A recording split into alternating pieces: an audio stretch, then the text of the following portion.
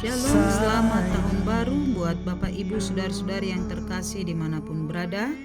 Kita kembali bertemu melalui siraman rohani, melalui channel YouTube HKBP Setenegara pada hari ini Senin 19 Januari 2026. Kita akan mendengarkan firman Tuhan, marilah kita berdoa. Ya Allah Bapa di sorga, terima kasih kami mengucap syukur atas berkat Tuhan yang memberikan kami tahun yang baru tahun 2026 ini. Tuhan telah mengizinkan kami menjalani tahun ini dengan yakin dan percaya Tuhan akan selalu memberkati kami sepanjang tahun ini. Tahun ini akan menjadi tahun penuh sukacita dan penuh berkat dalam kehidupan kami. Kami akan mendengarkan firman-Mu. Berkatilah hati dan pikiran kami oleh karena Roh Kudus-Mu, sehingga kami mampu memahami kebenaran firman-Mu dan melakukannya dalam kehidupan kami. Dalam Kristus Tuhan kami berdoa. Amin. Firman Tuhan bagi kita pada hari Senin 19 Januari 2026 tertulis dalam Kitab Rut pasal 1 ayat 6. Demikianlah firman Tuhan. Tetapi kata Rut, janganlah desak aku meninggalkan engkau dan pulang dengan tidak mengikuti engkau. Sebab kemana engkau pergi, ke situ jugalah aku pergi. Dan di mana engkau bermalam, di situ jugalah aku bermalam. Bangsamulah bangsaku, dan Allahmulah Allahku. Demikian firman Tuhan. Bapak Ibu saudara-saudari yang terkasih, kisah tentang tokoh wanita yang bernama Rut adalah kisah yang cukup menarik dalam kisah Alkitab. Sebab kisah ini mencerminkan tentang kesetiaan seorang menantu perempuan terhadap mertuanya perempuan. Kisah Rut adalah kisah yang sangat menyedihkan. Sebab dalam usia muda, dia sudah harus kehilangan suaminya Kilion dan hidup sebagai janda tanpa keturunan. Dalam adat Yahudi, jika ada seorang perempuan janda tanpa anak, maka perempuan itu diberi ruang untuk memilih kembali kepada ibunya atau kembali kepada kedua orang tuanya atau pulang atau tinggal bersama dengan mertuanya. Rut menikah dengan anak laki-laki Naomi yang bernama Kilion. Suatu ketika Bapak Ibu, bangsa Yudea dilanda oleh bencana kelaparan. Dan keluarga Naomi dan Elimelek beserta kedua anaknya pergi merantau ke negeri Moab, berharap di sana hidup mereka akan lebih baik. Namun kenyataan sungguh berbanding terbalik dengan apa yang mereka harapkan. Sebab tidak lama tinggal di Moab, suami Naomi Elimelek meninggal dunia, yang disusul oleh kematian kedua anaknya, Mahlon dan Kilion. Peristiwa itu adalah peristiwa yang sangat menyedihkan. Naomi kehilangan suami dan kedua anaknya karena kematian. Tinggallah Naomi beserta kedua menantunya yang tidak memiliki keturunan. Penderitaan itu mengharuskan Naomi kembali ke kampung halamannya. Dan pada waktu yang bersamaan bahwa Naomi telah mendengar bahwa Tuhan telah memulihkan kehidupan umatnya di kota Bethlehem, Tuhan telah berbelas kasihan kepada umatnya dengan memberikan mereka makanan dan menghentikan masa kelaparan. Setelah mendengar itu, Naomi mengemasi barang-barangnya bersama kedua menantunya untuk pulang ke daerah kampung halamannya, yaitu kota Bethlehem di kota Yudea. Mereka berjalan bersama untuk pulang ke tanah Yudea. Namun di tengah jalan Naomi berkata kepada kedua menantunya, "Pergilah, pulanglah masing-masing ke rumah ibumu. Tuhan kiranya menunjukkan kasih-Nya kepadamu." Setelah beberapa kali Naomi berkata demikian, Orpa mencium mertuanya sambil menangis dan memilih pulang ke rumah ibunya. Sedangkan Rut setia bertahan dan berkata kepada ibu mertuanya, "Jangan desak aku meninggalkan engkau, sebab kemana engkau pergi, kesitulah aku pergi.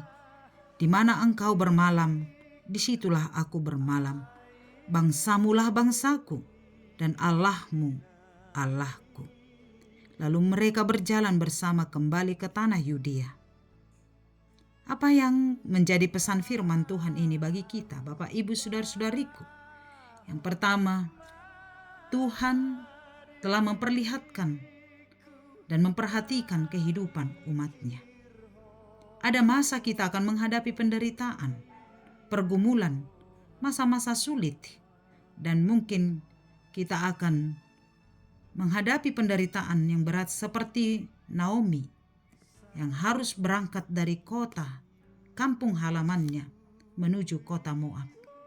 Tapi ingatlah, Tuhan pasti memperhatikan kehidupan umat-Nya dan akan memulihkan kehidupan umat-Nya. Masa sulit akan berlalu, kelaparan akan berhenti, dan digantikan dengan masa sukacita seperti masa panen. Maka percayalah, Tuhan pasti akan memperhatikan kehidupan umat-Nya. Kita bisa saja mengalami pergumulan seperti pergumulan yang dialami oleh Naomi. Dia mengalami bencana kelaparan dan akan mengalami kematian oleh karena kematian suami dan anaknya. Tapi Tuhan pasti memperlihatkan kasih setia-Nya, memperhatikan kehidupan umat-Nya, dan memulihkan setiap kehidupan. Sukacita akan terjadi bagi orang-orang yang percaya kepadanya. Kedua, kita diajarkan tentang kesetiaan Rut dan cinta kasih Naomi sebagai mertua kepada menantunya, dan menantu kepada mertuanya akan mendatangkan sukacita. Kehidupan yang lebih baik, persekutuan yang harmoni antara anak dan orang tua, menantu dan mertua adalah isu yang sangat relevan yang selalu kita gumuli hingga saat ini, di mana banyaknya keluarga yang retak, anak yang kurang menghormati orang tuanya, persekutuan antara mertua dan menantu yang kurang akur. Tapi kesetiaan Rut dan cinta kasih Naomi kepada menantunya telah menunjukkan bagi kita bahwa hubungan yang baik antara Rut dan mertuanya Naomi menjadi teladan bagi keluarga-keluarga Kristen supaya tetap menjaga komunikasi yang baik, persekutuan yang penuh cinta kasih, yang saling menguatkan untuk menciptakan keluarga yang harmoni, yang penuh sukacita dan penuh damai sejahtera. Karena itu, kisah Naomi dan Rut mengajarkan kepada kita bagaimana menjaga komunikasi, kesetiaan yang penuh cinta kasih, sehingga kehidupan keluarga kita penuh harmoni, penuh sukacita, saling menopang, saling mendukung satu dengan yang lain, sehingga keluarga kita menjadi saluran berkat dan tempat di mana Allah bisa memberkati, tempat di mana Allah berkarya melalui persekutuan dalam keluarga kita. Karena itu mari saling menjaga keharmonisan melalui hubungan yang saling mencintai, saling menjaga, saling mengasihi dalam keluarga kita, sehingga keluarga kita menjadi teladan bagi keluarga-keluarga yang di sekitar kita. Amin. Terima kasih Bapa yang baik buat berkat Tuhan melalui firman-Mu yang mengajarkan kami bahwa Tuhan selalu memperhatikan, memulihkan kehidupan kami.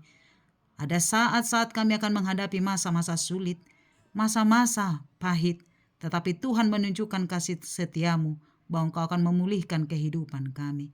Kami juga diajarkan bagaimana menjaga keharmonisan, hubungan yang penuh cinta kasih melalui keluarga kami masing-masing.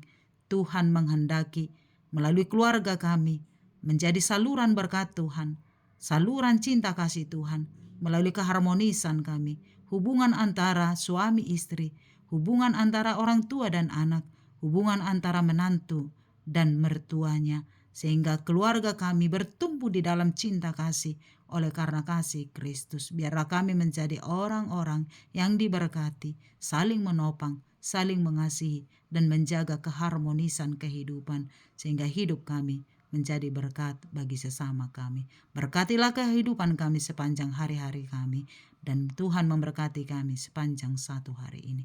Terpujilah nama-Mu oleh karena kasih setia Tuhan. Di dalam nama Yesus kami berdoa. Amin. Anugerah Tuhan kita Yesus Kristus, kasih setia Allah Bapa, dan persekutuan dari Roh Kudus menyertai-Mu. Amin. Selamat pagi, selamat beraktivitas. Tuhan memberkati. Shalom.